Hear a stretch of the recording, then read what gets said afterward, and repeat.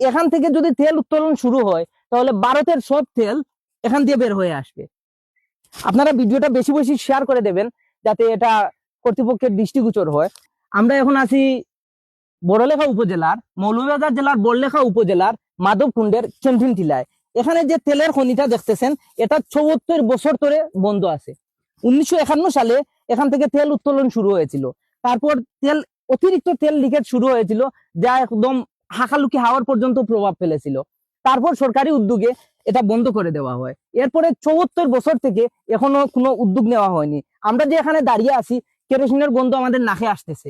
আপনারা যারা আসবেন এসে দেখতে পারেন, এখানে দাঁড়িয়ে থাকলেই কেরোসিনের গন্ধ বার হয়, আর নাক তো নেওয়াই যায় না। হ্যাঁ হ্যাঁ ঠিক আছে। এই খনিটি ৭৪ বছর ধরে বন্ধ আছে। এখানে স্থানীয় মুরব্বীদের সাথে আলাপ করে জানতে পারলাম, তারা বলতেছে যে এই পাশেই ভারত অনেক উপরে, তো এখান থেকে যদি তেল উত্তোলন শুরু হয় তাহলে ভারতের সব তেল এখান দিয়ে বের হয়ে আসবে।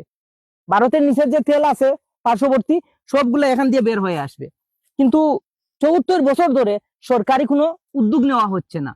এই যে দেখেন লিকেজ বন্ধ অবস্থায় সিলগালা অবস্থায় আছে, যেদিক দিয়ে লিক হয়েছিল সবগুলো সিলগালা অবস্থায় আছে, আর এটাও সিলগালা অবস্থায় রাখা আছে ৭৪ বছর ধরে।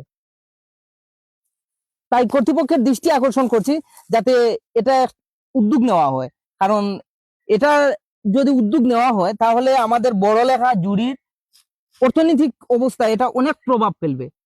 আপনারা ভিডিওটা বেশি বেশি শেয়ার করে দেবেন যাতে এটা কর্তৃপক্ষের দৃষ্টিগোচর হয়, কারণ এখানে এটা তো ৭৪ বছর আগের কাহিনী। তাই বর্তমান জেনারেশন, বর্তমান যারা আছে হয়তো কারো নজরেই নাই। ঠিক আছে, আপনারা ভিডিওটা বেশি বেশি শেয়ার করে দেবেন যাতে বিষয়টা ভাইরাল হয় এবং কর্তৃপক্ষের নজরে আসে। আসসালামু আলাইকুম।